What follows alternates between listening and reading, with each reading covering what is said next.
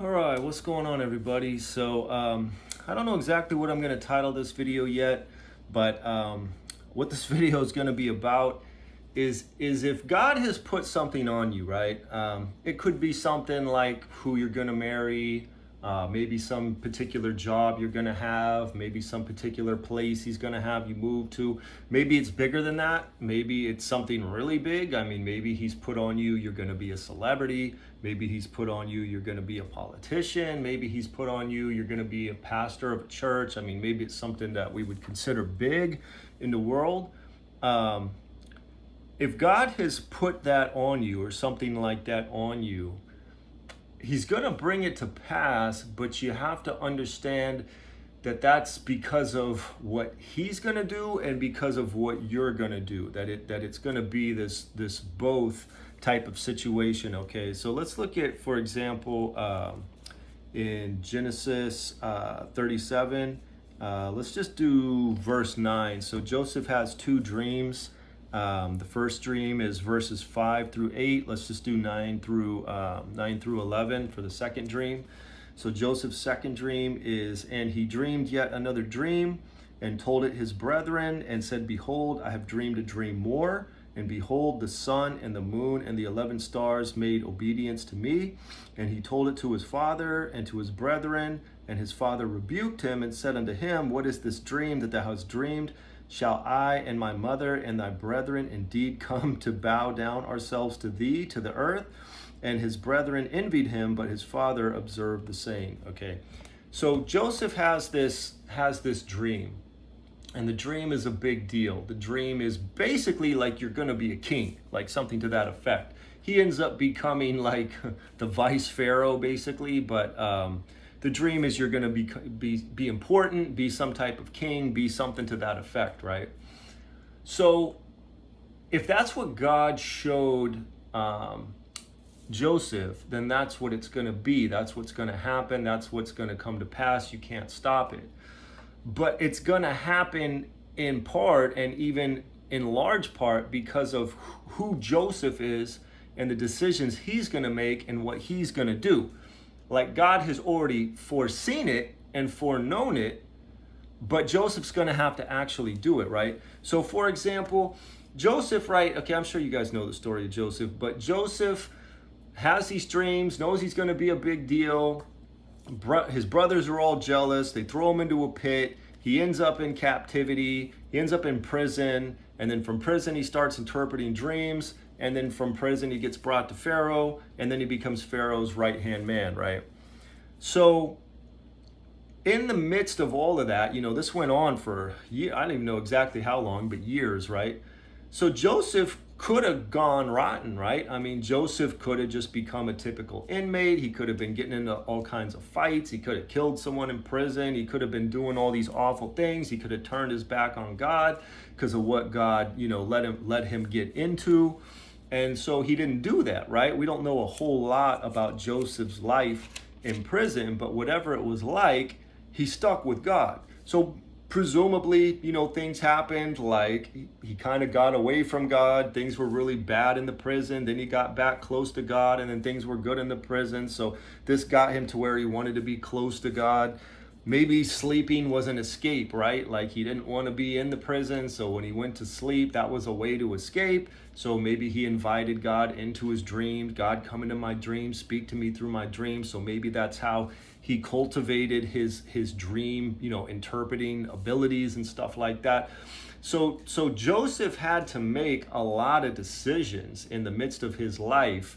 And because of those decisions that he made, and the ways in which he would follow God, and the ways in which he would yield to God, and the ways in which he would resist sin, and all that different type of stuff, he eventually became the person who could fulfill that dream that God had put on him years before, right? So let me give you another example, or a specific example, because this is very important, because when you go to church, they always talk about the God component. If God said it, all God's promises are yes and amen. Is God a man that he should lie? I mean, all these things they'll tell you. And yes, if God has put something on you and it's come from God, it's going to come to pass. but it's going to come to pass because God knows the end from the beginning, which means he knows you're going to fall in line in all the ways he's going to require for you to get there. See, you're going to have to do, I'm going to go on a little tangent here. You're going to have to do a lot of stuff, and I'll explain this, but a lot of stuff like the world, okay? And what I mean is, let's say you have some evil attorney, right? Just crooked, corrupt, rotten attorney. He still has to put in a lot of work. He still has to do stuff. He still has to read books. He still has to know what he's talking about. Like, even though he's evil, he's putting in a lot of work to be evil. And even if he's up there standing and he's lying and he's manipulating, he's masterfully lying and he's masterfully manipulating, right? So he's putting a lot into his craft, so to speak. And so it's that way if you are one of God's, right? If you're in God's kingdom and God's got a kingdom assignment for you and a big kingdom plan for you, you're going to have to do a lot of stuff that we would call worldly, like get up early, like hard work, like learn, like read books, like cultivate particular traits, like yield to God when he's putting you in circumstances to make you more patient, like yield to God when he's putting you in situations to give you a better work ethic, right? Like, you're gonna have to do a lot. Now, God's gonna be there, and you're gonna have the peace of God and the motivation of God and the peace of God that transcends all understanding. And the righteous steps are ordered by the Lord, so he's gonna take you out of these situations when you're ready, and he's gonna bring people in when you're ready. And you're overall gonna have, when all is said and done, a more organic process than somebody who's in the world. But this is just important to know that you're gonna have to do a lot, because there's a lot of Christians who are delaying their blessings, their destiny, their whatever you want to call it, because they won't get on board with the plan. They won't get on board with the character changes. They won't get on board with all that type of stuff. I mean, just as one example, okay? So I was a full-time sales employee prior to COVID, and then after COVID, the same company, once everything reopened, so this is back, October of 2020, the same company called me to offer me a general manager position, right, of one of our smaller stores. So I took the general manager position, so it was just gifted to me, right? It's just, they called me, they asked me if I wanted it, I said yes, I took it.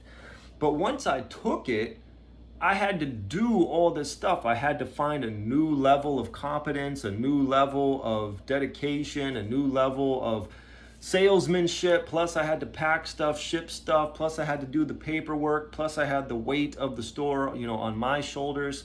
And so I did all of that for basically a year. I would say what I did in that year was try to cultivate excellence, like just be a better person all around than I had been when I entered into that job.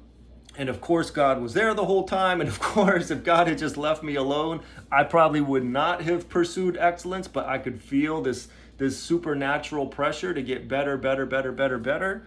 So then once I reached a particular level that God was satisfied with, he opened up the next door, which was a promotion to a bigger, same company, but a bigger store. Did I apply for it? No. Did I ask for it? No. Did I do anything? No. I became who God was calling me to be, and then God gifted me with the new position. But the new position was more challenges, and the new position was more work, and I had a bigger staff, and I had more expectations, and so I had to handle the pressure more, and I had to be a better leader and a better delegator and manage these different personalities, and so I had to grow in new ways, right?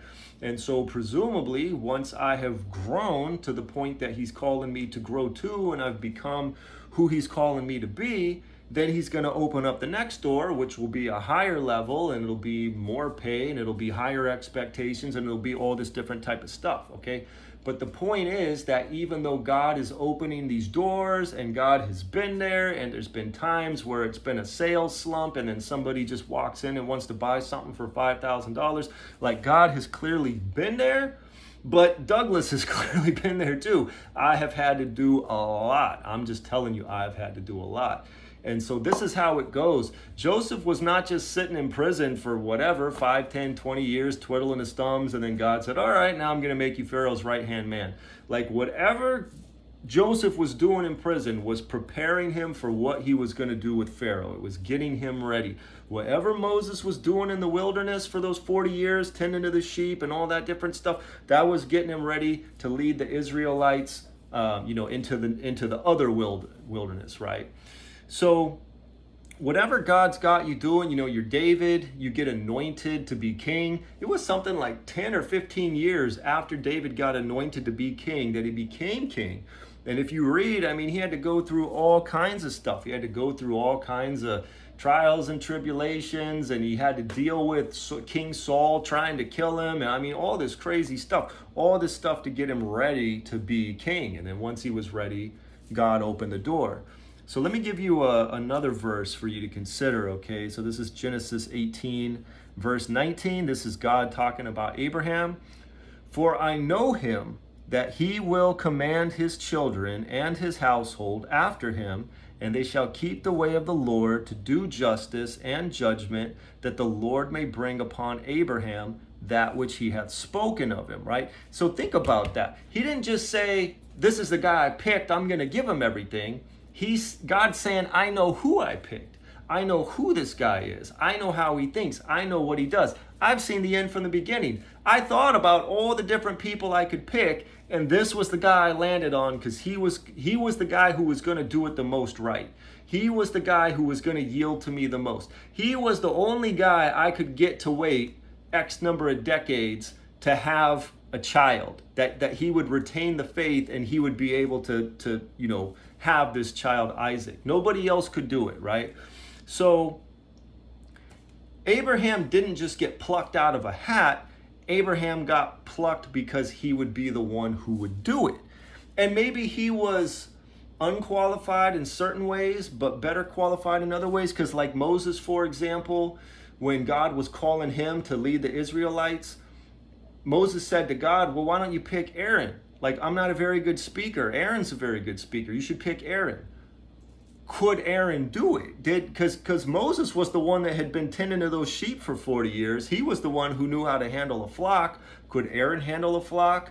Could Aaron maintain his cool in the midst of all of these miracles being done? Could Aaron have withstood Pharaoh, right? Could he have withstood Pharaoh's aggression and Pharaoh's pressure? Would Aaron have had the sort of cachet that Moses had with the Egyptians, because the Egyptians knew who Moses was? Could Aaron have done the 40-day fast up on the top of Mount Sinai? Could Aaron have sat face to face with God all that time and then come down with the tablets? Like, Moses didn't just have to be a guy who was talking. Moses had to have faith. Moses had to have courage. Moses had to have patience. Moses had to be able to even just to withstand the presence of God, because it's such a powerful thing. You had to be able to handle it. So people aren't just getting plucked out of a hat. Like, if God picked you for something and you know he's picked you for something, he's going to get you there, but he's going to get you there because you're going to fall in line in all the ways you need to in order to get there. So don't ever lose sight of the God component, but don't ever lose sight of the you component either, because it's only with those two coming together that God's plan is going to be properly executed. So that's it. It's a longer video than I thought it would be, but I hope this is helpful for you guys, because this is important. This is true and it's important. So thanks for watching. Love you guys. Aloha. God bless.